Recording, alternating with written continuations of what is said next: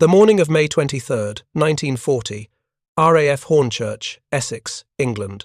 Flight Lieutenant Alan Christopher Deere pushed the throttle forward on Spitfire Mark I N3180, feeling the Rolls-Royce Merlin engine roar to life beneath him. The mission was routine enough. Patrol over Dunkirk, cover the evacuation, engage enemy fighters if encountered. What happened next would change everything pilots thought they knew about their aircraft. If you're enjoying this deep dive into the story, hit the subscribe button and let us know in the comments from where in the world you are watching from today. Deere's section climbed through the morning haze over the English Channel, heading toward the French coast where the British Expeditionary Force was being pounded into oblivion. At 8,000 feet, they spotted them. Messerschmitt Bf 109s. 6 of them, maybe more, diving from altitude with the sun behind them. Classic German tactics. The bounce. Deere broke hard left, pulling his Spitfire into a climbing turn. The 109 followed, matching him degree for degree. Then something unexpected happened. Deere's aircraft kept climbing. The Messerschmitt didn't. The German pilot, confident in his aircraft's superior rate of climb, suddenly found himself looking up at a Spitfire that shouldn't have been there. Deere rolled inverted, dove, and put a 2-second burst into the 109's engine cowling. Smoke. Fire. The Messerschmitt fell away, trailing flames. When Deere landed back at Hornchurch 3 hours later and shut down his engine, he sat in the cockpit for a long moment, thinking. 3 weeks earlier, flying the same aircraft over France, he'd barely been able to keep up with the 109s in a climb. They dominated the vertical fight. Now, suddenly, his Spitfire climbed like it had sprouted wings inside its wings. The aircraft hadn't changed, but something else had. What Deere didn't know, what most RAF pilots didn't know, was that between late March and mid-May 1940, a quiet revolution had transformed every Spitfire and Hurricane in fighter command. No new engines, no aerodynamic modifications, no redesigned propellers, though those would come soon enough. Just fuel, different fuel. Fuel that would turn the Battle of Britain from a desperate defensive struggle into something the RAF could actually win. The story begins not in Britain, not in the summer of 1940, but in California in the early 1930s, in the research laboratories of Shell Oil Company. A young aeronautical engineer named James Harold Doolittle, who would later earn fame leading the first bombing raid on Tokyo, had just earned one of the first doctoral degrees in aeronautical engineering from MIT. He understood something that most people in the aviation industry didn't. The bottleneck limiting aircraft performance wasn't primarily in the airframe or even the engine design. It was in the fuel. Internal combustion engines work by compressing an air-fuel mixture, then igniting it. The more you can compress that mixture before ignition, the more power you can extract. But compress it too much, and the fuel detonates prematurely. This is called knocking or detonation, and it destroys engines. The measure of fuel's resistance to premature detonation is its octane rating. In the early 1930s, most aviation gasoline had an octane rating of 70 to 80. This was adequate for the relatively low-powered engines of the era. But as engine designers pushed for more power, they hit a wall. Higher compression ratios meant more power, but they also meant the fuel would detonate before the piston reached the top of its stroke. The solution wasn't better engines, it was better fuel. Doolittle lobbied Shell executives to invest in developing 100-octane aviation fuel. The chemistry was straightforward but expensive. You needed to crack petroleum into smaller hydrocarbon chains, then recombine them with additives like tetraethyl lead. The process was called catalytic cracking, and it cost roughly 100 times more than producing standard 80-octane fuel. No one wanted to invest in the infrastructure to produce expensive fuel that nobody was buying. So Doolittle went to Washington.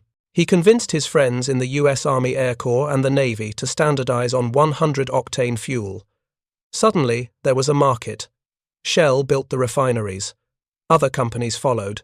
By 1938, American refineries were producing limited quantities of 100-octane aviation gasoline.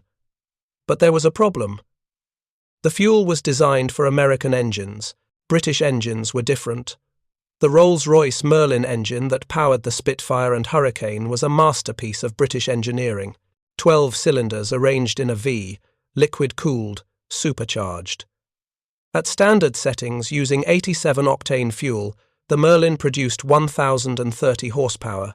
This was respectable, but German Messerschmitt Bf 109s, flying on 91-octane fuel with fuel injection systems, had a performance edge. They climbed faster, they dove better, and in the desperate air battles over France in May 1940, that edge was killing RAF pilots. Fighter Command faced a crisis that spring. The battles over France had revealed uncomfortable truths about RAF aircraft performance. Spitfires could turn inside German fighters. Hurricanes were stable gun platforms. But when German pilots wanted to disengage, they simply climbed away or dove and pulled out, using the Bf 109's direct fuel injection to avoid the carburetor stalling that plagued British aircraft in negative G maneuvers. RAF pilots watched enemy fighters escape, helpless to pursue. They returned to base, knowing their aircraft were tactically disadvantaged in ways that pilot skill alone couldn't overcome. The British government had been stockpiling 100-octane fuel since mid-1939. Tankers from refineries in Texas, Trinidad, and Venezuela had been quietly shipping the fuel to storage facilities throughout Britain. By March 1940, thousands of gallons sat in underground tanks at RAF bases across the country. But the Merlin engines weren't certified to use it. The fuel's higher octane rating meant it could handle higher boost pressures. But if you just poured it into an aircraft designed for 87 octane and pushed the throttle forward, you'd destroy the engine through overheating and excessive cylinder pressures. Rolls-Royce engineers understood this. They'd been testing Merlin engines with 100-octane fuel in laboratory conditions since late 1939. The modifications required weren't dramatic, but they were essential. The cylinder heads needed additional cooling. The fuel system needed adjustments. Most critically, the boost control system, which regulated how much pressure the supercharger fed into the cylinders, needed recalibration. On standard 87-octane fuel, Merlin engines were limited to 6 1/4 pounds per square inch of boost. This was the maximum pressure the fuel could handle before detonation occurred. With 100-octane fuel, that limit could be raised to 12 pounds per square inch, nearly double. The power increase wasn't quite double, but it was substantial. From 1,030 horsepower to 1,310 horsepower, 280 extra horses for 5 minutes of emergency power. The formal approval came through in March 1940. Rolls-Royce issued technical instructions to RAF maintenance units. Mechanics across Fighter Command received orders to modify every Spitfire and Hurricane engine for 100-octane fuel operation. The modifications took time. Each aircraft had to be grounded for several hours, while mechanics adjusted fuel systems, installed shrouded cylinder heads, with improved cooling, and recalibrated boost controls. With limited maintenance personnel and the growing threat from Germany, it was a massive logistical undertaking. Squadron engineering officers coordinated the conversion process with the precision of battlefield logistics. Aircraft were cycled through maintenance in waves. 3 aircraft down for modification, while the remaining squadron aircraft maintained operational readiness. Then another 3. The process repeated until every machine had been converted. Maintenance crews worked double shifts. Some mechanics went 48 hours without sleep, fueled by tea and cigarettes, and the knowledge that every hour of delay meant RAF fighters flying with one hand tied behind their backs. The conversion happened in waves. Photo reconnaissance, Spitfires, flying unarmed deep into German territory, were converted first in late March. They needed every advantage. Frontline fighter squadrons followed through April and May. By late May, when the evacuation at Dunkirk began, most Spitfire squadrons had completed the conversion. Not all. Some units were still flying on 87 octane. But enough had converted that RAF pilots were starting to notice something remarkable. If you find this story engaging, please take a moment to subscribe and enable notifications. It helps us continue producing in-depth content like this. Their aircraft were suddenly competitive. The performance improvement wasn't subtle. At sea level, Spitfires running on 100-octane fuel with 12 pounds of boost were 25 miles per hour faster than the same aircraft running on 87-octane with 6¼ pounds of boost. At 10,000 feet, the improvement was 34 miles per hour. Rate of climb improved by 500 to 1,000 feet per minute, depending on altitude and conditions. Ceiling increased by several thousand feet. Time to 20,000 feet dropped from over 9 minutes to under 8 minutes. These weren't incremental improvements, they were transformative. A Spitfire that had struggled to stay with a Bf 109 in a climbing fight could now match it or exceed it. An aircraft that had been forced to roll inverted and pull through to dive away from an attack could now climb away directly. The vertical dimension of combat, which German pilots had dominated through training and superior climb performance, suddenly became contested airspace. But there was a catch. The 12 pounds of boost that 100-octane fuel enabled came with strict time limits. 5 minutes, maximum. After that, cylinder head temperatures would rise beyond safe limits, oil temperatures would spike, and the engine would begin destroying itself. Pilots had to use the emergency boost judiciously. For takeoff, for combat, for escaping a bad situation, but not for cruising, not for patrol, not for general flying. It was emergency power. It said so, right on the throttle quadrant, a small lever with a wire seal that pilots broke when they shoved the throttle past the normal maximum. The implementation of 100-octane fuel revealed something about military organizations that would echo throughout the war. Official doctrine and actual practice were two different things. The Air Ministry had approved 12 pounds of boost for 5 minutes in emergency situations. Pilots interpreted emergency situation very broadly. If German fighters were in the area, that was an emergency. If you needed to climb to intercept bombers, that was an emergency. If you wanted to impress a wingman with how fast your Spitfire could climb, well, that was probably an emergency too. Maintenance crews learned to expect engines that had been run hard. Mechanics became experts at reading spark plugs, checking valve clearances, and monitoring for early signs of damage. The Merlin engine, to its credit, proved remarkably robust. Rolls-Royce had built in substantial safety margins. Pilots who exceeded the 5-minute limit and kept the throttle pinned at maximum boost for 10, 15, even 20 minutes often brought their aircraft back, without catastrophic failures. The engines didn't like it, they wore faster, but they survived. What pilots noticed most was the psychological impact. In April and May 1940, flying over France during the desperate battles before Dunkirk, RAF pilots had felt perpetually on the defensive. German fighters climbed better. When you got in trouble, you dove away. You ran. Now, with 100-octane fuel, that calculation changed. You could fight in the vertical. You could climb away from danger. The Spitfire, which had always been a superlative aircraft in turning fights, suddenly became competitive in energy fights too. The Germans noticed. Luftwaffe pilots who had fought over France, who had learned to exploit their climb advantage, suddenly found themselves confused. The same Spitfires they'd been fighting successfully a month earlier were climbing with them. German intelligence began collecting reports. Something had changed with British fighters. The initial assumption was new engines. Perhaps the British had developed a more powerful Merlin. Perhaps they were installing experimental superchargers. German technical intelligence reviewed their assessments of RAF capabilities and concluded that British aircraft performance had improved by approximately 10%. They were wrong. It wasn't new engines. It wasn't new aircraft. It was fuel. The truth only became clear in late July 1940. A Spitfire flying bomber escort over occupied Belgium developed engine trouble and force-landed in a field. The pilot was captured. German technicians swarmed the wreckage. They examined the engine, the airframe, the equipment. Everything looked standard. Then they tested the fuel remaining in the tanks. It wasn't 87 octane. It wasn't even the 91 octane that German fighters used. It was 100 octane, higher than anything in the Luftwaffe inventory. German aviation fuel chemists analyzed the captured fuel.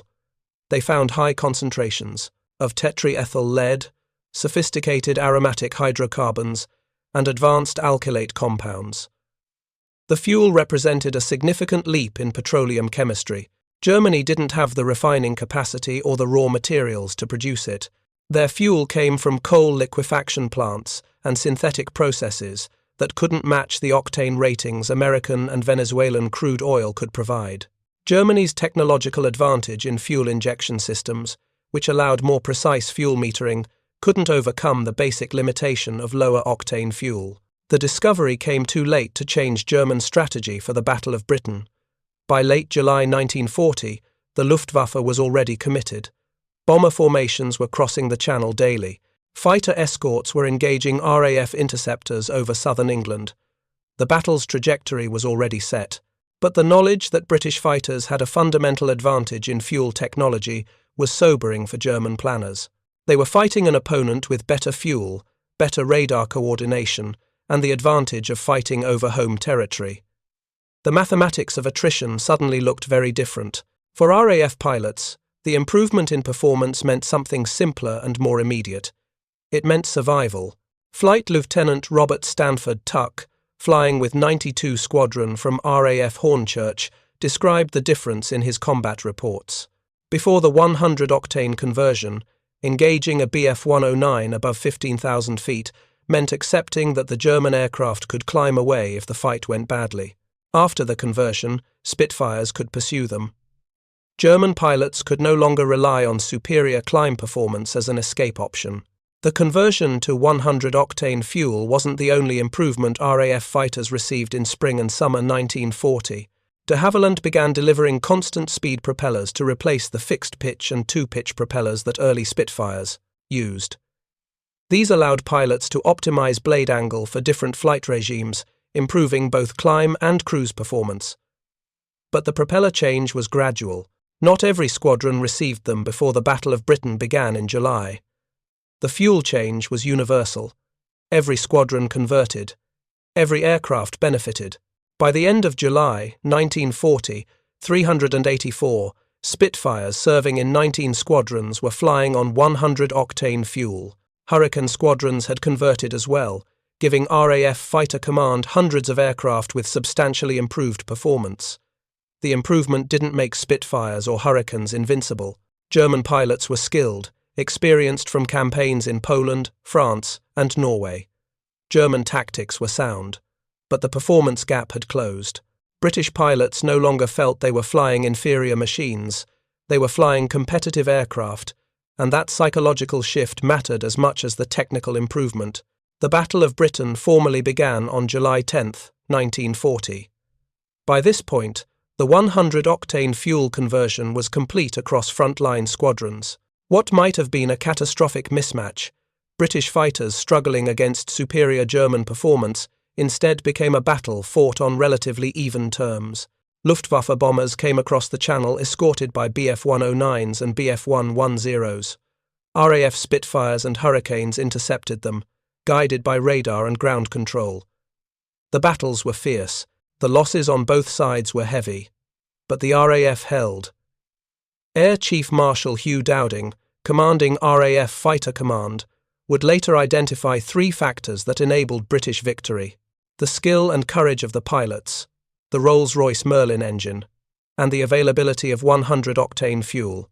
Without that fuel, he argued, the performance gap between British and German fighters would have been decisive. With it, the battle became winnable. The fuel's impact extended beyond raw performance numbers. It affected tactics. RAF squadrons developed new combat techniques that exploited their improved climb rate. Pilots learned to use their emergency boost aggressively in the opening moments of combat, gaining altitude advantage before the main engagement. Squadron leaders emphasized energy management, using the Spitfire's improved vertical performance to maintain speed and position during extended fights. The aircraft's legendary turning ability, combined with competitive climb performance, created a fighting platform that German pilots learned to respect.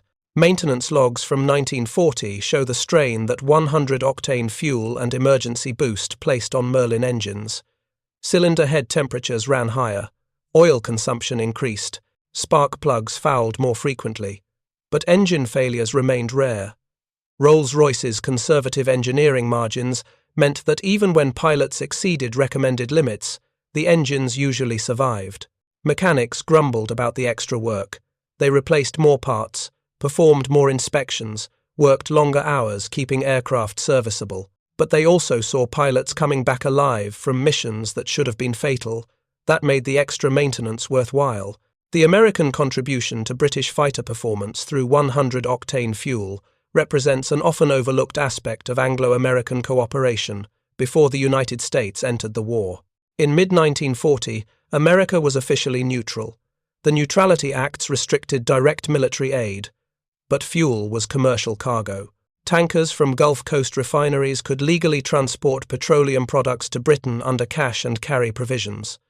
President Roosevelt supported these shipments, understanding their strategic importance. The fuel wasn't given as aid. Britain paid for it.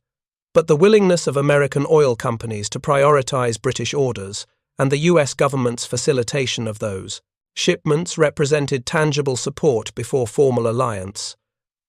The supply chain that delivered 100-octane fuel from American refineries to British fighters was complex and vulnerable. Tankers loaded fuel at ports in Texas, Louisiana, and the Caribbean.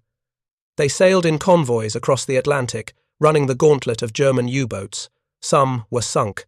The tanker, Rotterdam, carrying precious cargo of 100-octane fuel, went to the bottom in August 1942, torpedoed by U-511.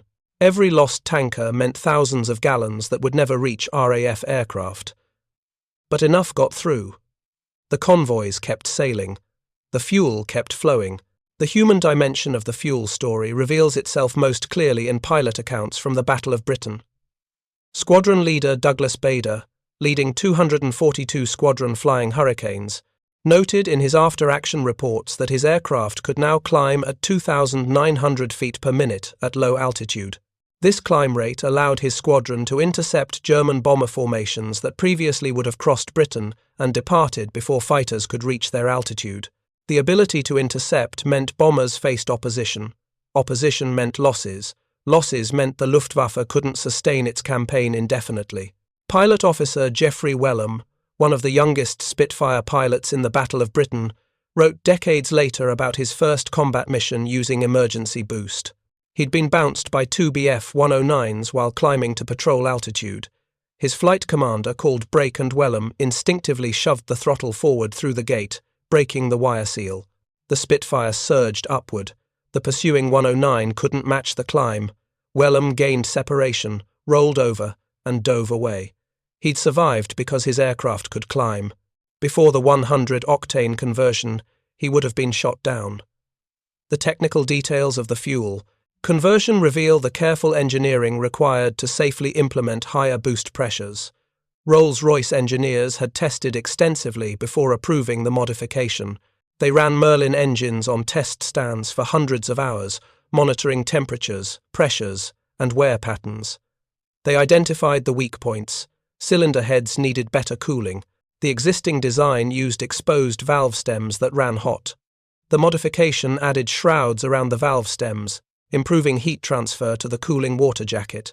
This single change reduced peak cylinder head temperatures by 20 to 30 degrees Celsius, enough to prevent detonation damage. The supercharger drive system also needed attention. At higher boost pressures, the supercharger impeller spun faster, creating more heat from compression. The intercooler, which cooled the compressed air before it entered the cylinders, became critical. Early Merlins had relatively small intercoolers. The modification increased intercooler capacity slightly, improving cooling efficiency. Every degree of temperature reduction in the intake charge translated to denser air, more oxygen per cylinder, and more power. Fuel system changes were equally important. The Merlin used an SU carburetor that metered fuel based on airflow. At higher boost pressures, the airflow characteristics changed. The carburetor needed recalibration to maintain proper fuel-air ratios. Too lean and the engine would detonate. Too rich and power would drop while fuel consumption increased. Rolls-Royce provided detailed specifications for the recalibration. Mechanics measured float heights, checked needle valve settings, and adjusted mixture screws. The work was precise. A tenth of a millimeter error in float height could cause performance variations. The boost control system underwent the most significant modification. Original Spitfires had a simple pressure relief valve that limited boost to 6¼ pounds per square inch. This valve couldn't be adjusted without factory modifications. The 100 octane conversion required a completely new boost control system. Rolls-Royce designed a unit with two settings. Normal maximum boost remained at 9 pounds per square inch for cruising and general operations. Emergency boost of 12 pounds per square inch was accessed by pushing the throttle past a detent with a breakable wire seal. The wire seal was genius in its simplicity. Pilots couldn't accidentally engage maximum boost. They had to make a conscious decision, pushing hard enough to break the wire. Ground crew would reset the seal between flights, providing maintenance officers with a clear record of how many times each pilot had used emergency power. Some pilots broke the seal on every flight, others used it sparingly, only when absolutely necessary. The variation revealed something about pilot psychology and risk tolerance that no technical manual could predict. Engine wear patterns confirmed that sustained use of emergency boost was hard on Merlins. Inspections after 50 hours of operation showed increased carbon buildup on piston crowns, more rapid valve seat erosion, and accelerated wear on cylinder walls. But none of these issues caused immediate failures. The engines degraded gradually. They lost power slowly. Mechanics could monitor condition through regular borescope inspections and compression tests. When an engine approached its limits, it was pulled and sent to depot maintenance for overhaul. New or rebuilt engines replaced them. The system worked. The fuel itself underwent rigorous quality control. 100 octane aviation gasoline wasn't uniform. Different refineries produced slightly different blends. American fuel from Texas crude had different aromatic content than fuel from Venezuelan crude. British chemists tested every shipment, measuring octane ratings, lead content, volatility, and freezing point. Fuel that didn't meet specifications was rejected or blended with other stocks until it passed inspection. The standards were strict because the consequences of substandard fuel were catastrophic. Low-octane fuel meant detonation.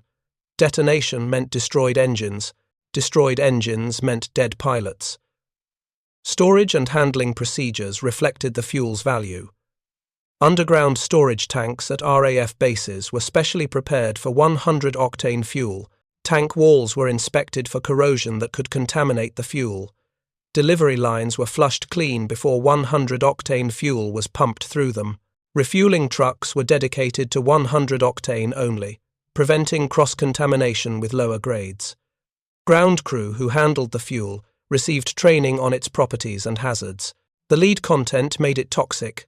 Vapor exposure caused headaches and nausea. Skin contact required immediate washing. Despite these precautions, ground crew worked with the fuel daily, accepting the risks as part of their contribution to winning the battle. The Battle of Britain reached its crescendo in September 1940. The Luftwaffe switched from attacking airfields to bombing London and other cities. This strategic shift took pressure off Fighter Command's infrastructure, but didn't reduce the intensity of air combat. Spitfires and Hurricanes intercepted bomber streams daily. Dogfights raged over southern England, the Channel, and sometimes over France, as RAF fighters pursued retreating German formations. The 100 octane fuel advantage became most apparent during these extended engagements. German pilots adapted their tactics to account for improved RAF performance. Luftwaffe combat reports from September 1940 show a shift in recommended engagement techniques. Where earlier reports advised using superior climb rate to dictate combat terms, later reports emphasized hit-and-run tactics. Dive on British fighters from altitude, make one pass, then extend away. Don't turn, don't climb, don't engage, in prolonged dogfights. The Germans were acknowledging that they no longer held a decisive performance advantage. The battle had become a war of attrition, and attrition favoured the side fighting over home territory with better replacement systems. Casualties on both sides mounted through September and into October, but the loss rates told the story. The Luftwaffe was losing aircraft and pilots faster than they could be replaced. Fighter Command was losing aircraft too, but pilots who bailed out over England often returned to their squadrons within days. The arithmetic of attrition worked in Britain's favour. By late October, the Luftwaffe had effectively abandoned the daylight bombing campaign. Night bombing continued through the Blitz, but the threat of German invasion had passed. Britain had survived. The contribution of 100-octane fuel to this survival cannot be precisely quantified. No single factor won the Battle of Britain. Radar, ground control, pilot skill, aircraft quality, maintenance efficiency, and strategic decisions all played roles. But the fuel's impact was real and measurable. RAF fighters that would have been outclimbed and outrun by German fighters instead fought on relatively equal terms. Pilots who would have died because their aircraft couldn't escape survived because they had the performance to fight back. Interceptions that would have failed because fighters couldn't reach altitude succeeded because climb rates improved. These marginal gains accumulated into strategic advantage. Post-war analysis by RAF operational research teams attempted to isolate specific factors that contributed to British victory. They examined loss rates, sortie numbers, kill-to-loss ratios, and operational efficiency. Their conclusion regarding fuel was unambiguous. The conversion to 100-octane fuel represented a 30% improvement in effective combat capability. This wasn't 30% more speed or 30% better climb rate. It was a holistic assessment of how much more effective each aircraft became when all performance parameters improved together. 30% meant that every 10 Spitfires fought like 13. In a battle where Britain fielded fewer fighters than Germany committed, that multiplication of effectiveness was decisive. The fuel's strategic value extended beyond the Battle of Britain. As the war progressed, 100-octane fuel became standard throughout RAF Bomber Command, Coastal Command, and overseas theatres. Later variants like 115-octane and 150-octane pushed performance even further. American aircraft received these fuels too. The P-51 Mustang, P-47 Thunderbolt, and other US fighters used 130-octane fuel as standard, enabling performance that exceeded anything available in 1940. The technology developed for Spitfires in the spring of 1940 became the foundation for Allied air superiority for the rest of the war. German attempts to develop comparable high-octane fuels largely failed. Germany's dependence on synthetic fuel production from coal liquefaction limited octane ratings. The Fischer-Tropsch process and other German synthetic fuel technologies produced adequate quantities of aviation gasoline, but couldn't match the octane ratings American and British refineries achieved. German engines compensated through other means. Direct fuel injection, water methanol injection for emergency power, and advanced supercharger designs partially offset the fuel disadvantage. But the gap remained. Allied fighters generally had better fuel throughout the war, and that fuel enabled better performance. The economic dimension of the fuel advantage deserves consideration. 100-octane fuel cost significantly more to produce than standard aviation gasoline. Britain paid cash for American fuel shipments through 1940 and early 1941, after Lend-Lease began in March 1941. The economic burden eased, but the industrial capacity required to produce high-octane fuel remained substantial. American refineries devoted significant resources to aviation fuel production. British refineries attempted to develop domestic production capacity but never achieved the scale needed for self-sufficiency. Throughout the war, Britain remained dependent on American fuel shipments. This dependence created vulnerability. U-boats targeting Atlantic convoys threatened fuel supplies along with food, weapons, and other strategic materials. Protecting fuel convoys became a strategic priority. Naval escorts, air patrols, and convoy routing all factored in the critical importance of keeping fuel flowing to Britain. Every tanker that reached port safely meant thousands of sorties that British fighters could fly. Every tanker sunk meant rationing, reduced operations, and pilots forced to fly with less than full fuel loads to conserve precious stocks. The production capacity behind 100-octane fuel represented American industrial might at its most effective. Refineries in Texas, Louisiana, and California operated around the clock. New catalytic cracking units were installed to increase output. By 1942, American production of 100-octane fuel exceeded 200 million gallons annually. This was enough to fuel not just British fighters but also American aircraft deploying to Europe and the Pacific. The scale of production meant that fuel, despite its strategic importance, was never the limiting factor in Allied air operations. Crews, aircraft, and bases were the bottlenecks. Fuel flowed in abundance. British attempts to establish domestic 100-octane production met with mixed success.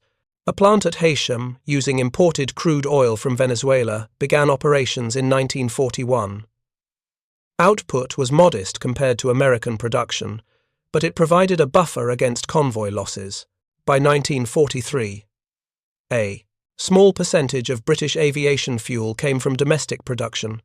The majority still arrived on tankers from across the Atlantic. This dependence on American industrial capacity shaped British strategic thinking throughout the war. The special relationship between Britain and America wasn't just diplomatic or military. It was logistical. Britain fought with American fuel, ate American food, and used American equipment. The alliance was measured in tanker loads and convoy manifests as much as in diplomatic agreements. The story comes full circle back to individual pilots and their experiences. Flight Lieutenant Al Deere, who shot down a Bf 109 on May 23, 1940, while flying a Spitfire with 100-octane fuel, survived the war. He flew throughout the Battle of Britain, was shot down multiple times, bailed out twice, and crash-landed on several occasions. In his memoirs written decades later, Deere reflected on the fuel change.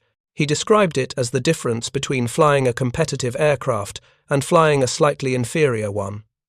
The margin wasn't huge, he wrote, but in combat, small margins multiplied into life and death.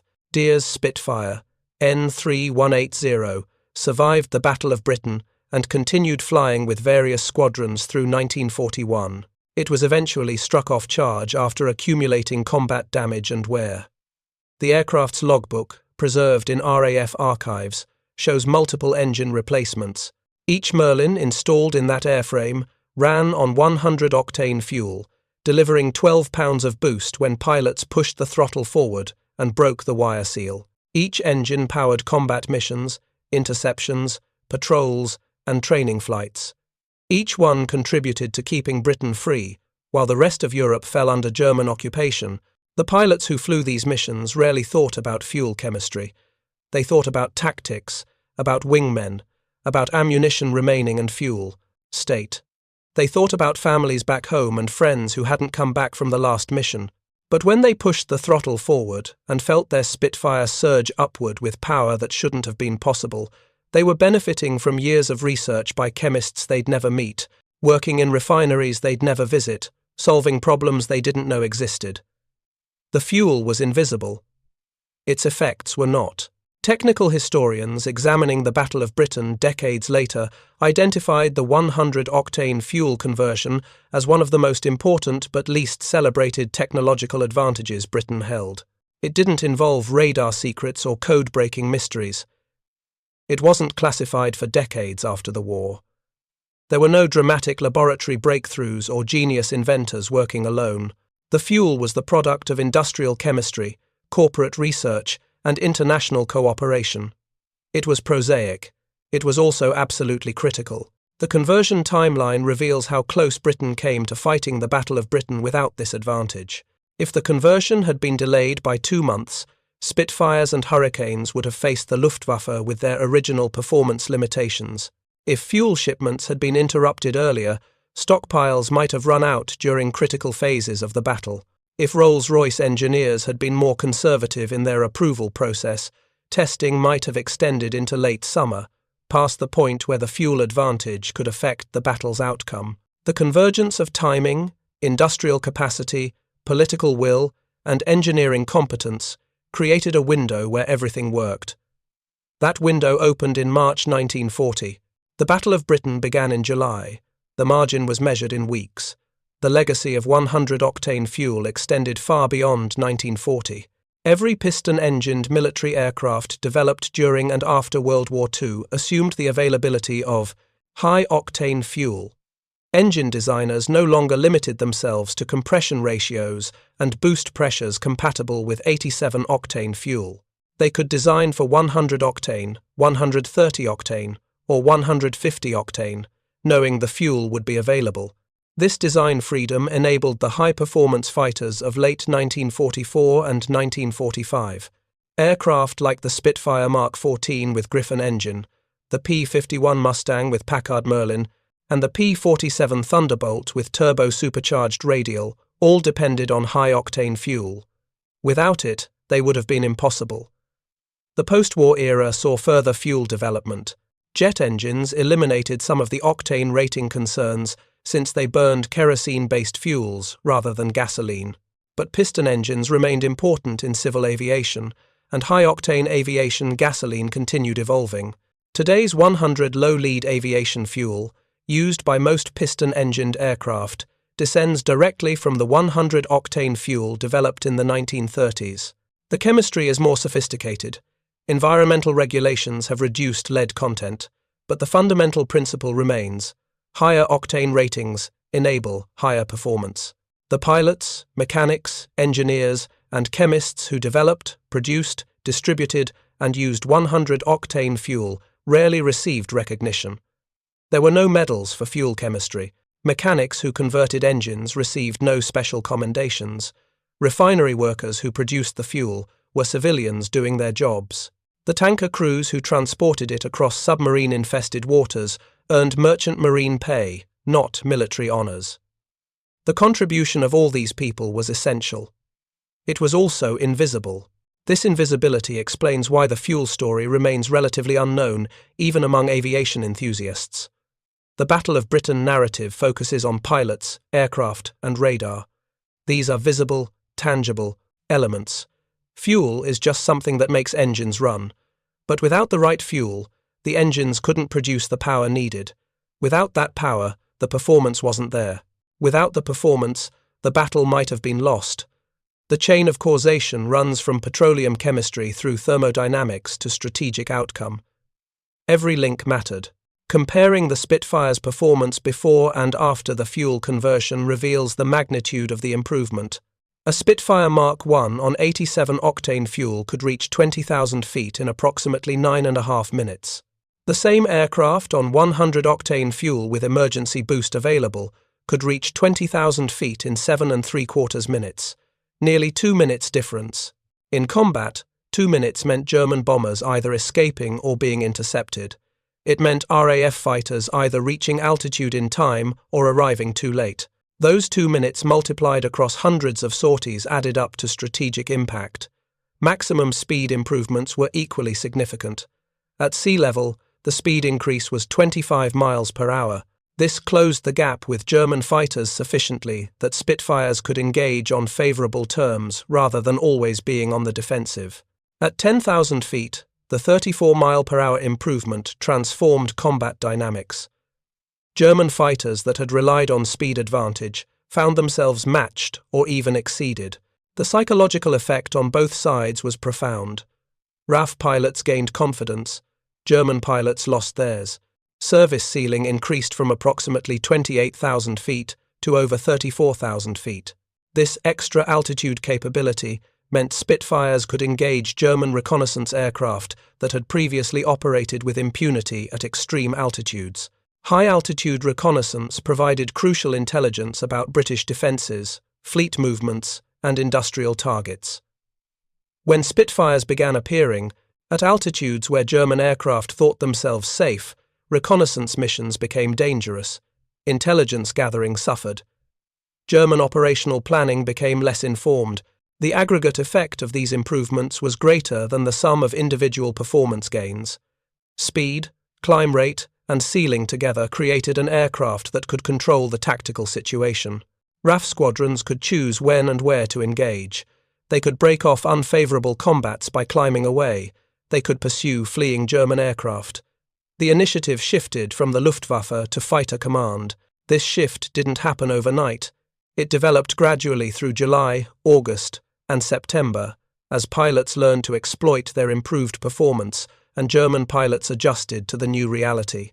Training programs incorporated the 100-octane fuel advantages into tactical doctrine. New pilots learned energy management techniques that earlier Spitfire pilots couldn't employ.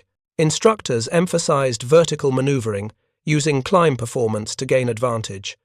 The phrase boom and zoom became common. Dive on the enemy, make a firing pass, then zoom climb away using excess speed. This tactic, previously more associated with German fighters, became viable for Spitfires with 100-octane fuel.